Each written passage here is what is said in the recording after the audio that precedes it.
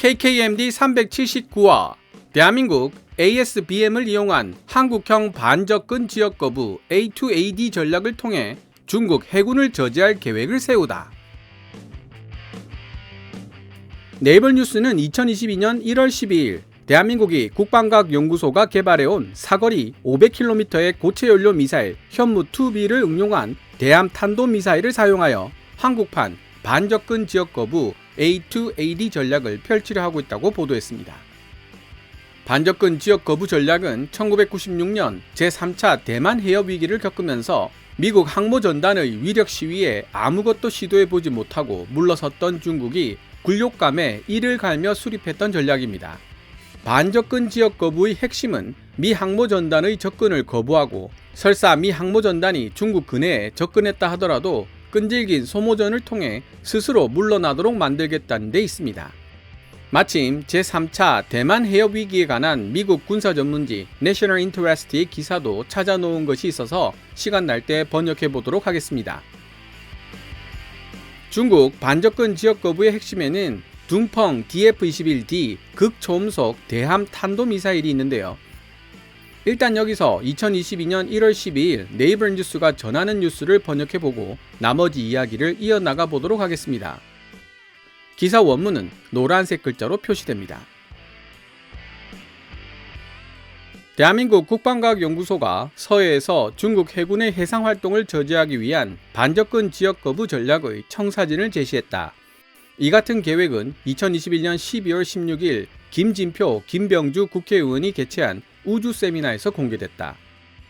지구 공면율과 변화무쌍한 자연환경으로 인해 중국 해군 전투함을 탐지하거나 가까이 접근하기 쉽지 않기 때문에 대함 탄도미사일 ASBM을 인공위성과 결합하는 것이 이 계획의 핵심이다. 여기 더해 중국 해군과 해안경비대 함정들이 점점 대형화되고 있다는 문제도 있다. 그럼에도 불구하고 대한민국 국방과학연구소 ADD는 실시간 데이터 링크와 정찰 위성 같은 우주 자산들이 연동될 수 있다면 대한민국 군이 지구 공면율, 변화무쌍한 자연환경, 대형화되고 있는 중국 전투함 등으로 대변되는 제약들을 극복할 수 있을 것이라고 제안했다. 국방과학연구소 ADD가 제안한 첫 번째 방법은 한국군이 목표물과 목표물로부터 발신되는 신호를 탐지할 수 있도록 도와주는 다수의 저궤도 정찰 위성들을 실시간 정보 전달 시스템을 갖춘 통신 위성과 함께 발사하는 것이다. 대한민국 서해상에서 교전이 발생할 경우 정찰 위성이 적대국 전투함들을 탐지해 추적하고 통신 위성은 데이터 링크를 통해 지상군과 아군 전투함들에게 관련 정보를 전달한다. 인공위성이 제공하는 목표물 정보를 바탕으로 대함 탄도미사일이 발사될 수 있으며 육상이나 해상의 적대적 목표물을 정밀하게 파괴할 수 있다. 이는 미 해군 항모 타격대가 중국 주변 해역에 진입하는 것을 막기 위해 둥펑 DF-21D 대함 탄도미사일을 배치한 중국의 A2AD 반접근 지역 거부 개념과 견줄만 하다고 현지 언론은 전했다. 사거리가 500km에 이르는 한국형 ASBM은 한반도 연안 지역에 위치한 목표물 대부분을 겨냥할 수 있기 때문이다. 한국형 대함 탄도미사일 KASBM의 사거리는 중국의 ASBM보다 길지 않아 훨씬 더 빠른 시간 안에 목표물을 타격하는 신속한 대응이 가능하다. 대함 탄도미사일을 통한 한국형 반접근 지역 거부 전략. 한국형 반접근 지역 거부 전략을 가능하게 만들기 위해 대한민국이 선택할 대함 탄도미사일은 아마도 1980년대 이후부터 국방과학연구소가 개발해온 사거리 500km의 고체연료 미사일 현무2B가 될 것이다. 대한민국의 국방과학연구소는 대함 탄도미사일의 해상 표적을 정확하게 탐지할 수 있는 적절한 탐색기만 장착시킨다면 종말 순항 단계에서 표적을 찾아낸 뒤 파괴할 수 있을 것으로 보고 있다.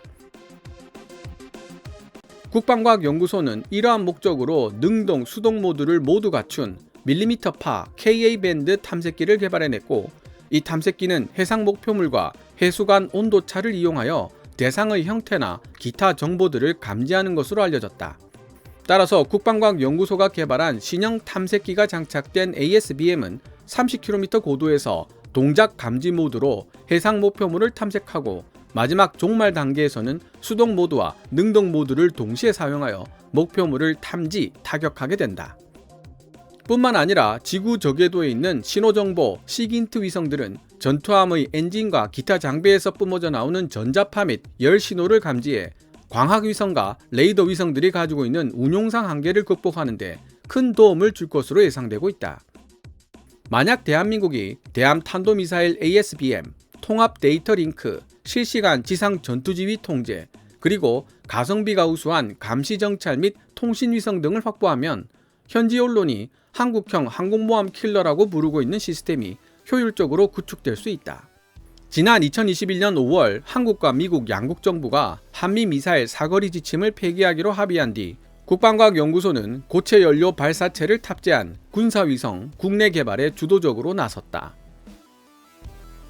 대한민국은 미래에 등장할 반접근 지역 거부 계획에 더하여 러시아 야혼트의 바탕을 둔 것으로 보이는 신형 초음속 미사일도 최근에 함께 공개했다.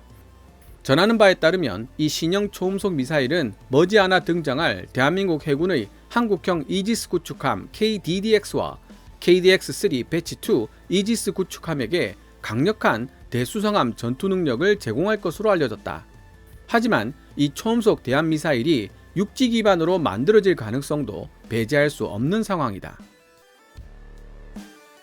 지금까지 2022년 1월 12일 네이버 뉴스가 게재한 기사 South Korea reveals plans to deter China via A2AD. 대한민국 반접근 지역 거부 전략을 통해 중국 해군을 저지할 계획을 발표하다를 번역해 보았습니다. 탄도미사일은 원래 미소 냉전 시대 대륙을 건너가서 타격할 수 있도록 최소한의 에너지로 최대의 사거리를 얻기 위해 개발된 무기체계입니다. 그래서 지구 대기권을 벗어났다가 다시 낙하를 하게 되는데요. 낙하하는 과정에서 엄청난 가속도가 붙게 됩니다. 이 가속도와 핵탄두의 존재 때문에 한동안 탄도미사일은 공포의 대상으로 여겨지게 되었죠. 사거리 5,500km 이상인 대륙간 탄도탄 ICBM의 경우에는 사거리가 먼 만큼 더 높은 고도로 올라갔다가 낙하하기 때문에 종말 단계 속도가 거의 마하 20에 가까워 종말 단계에서 요격하기란 불가능에 가깝습니다.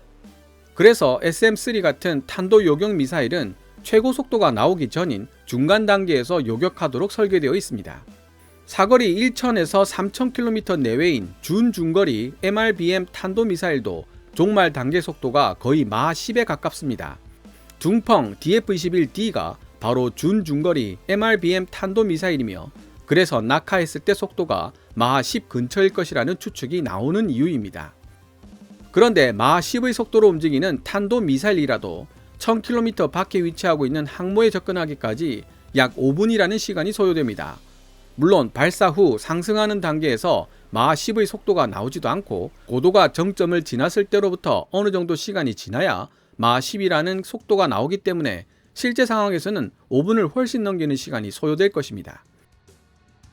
어쨌든 계산의 편의를 위해 둥펑 DF-21D의 속도를 마하 10이라 놓고 계산해도 30노트, 시속 55km 이상의 속도로 움직이는 미 항모는 5분 이상이면 최소 5km 이상의 거리를 이동할 수 있습니다.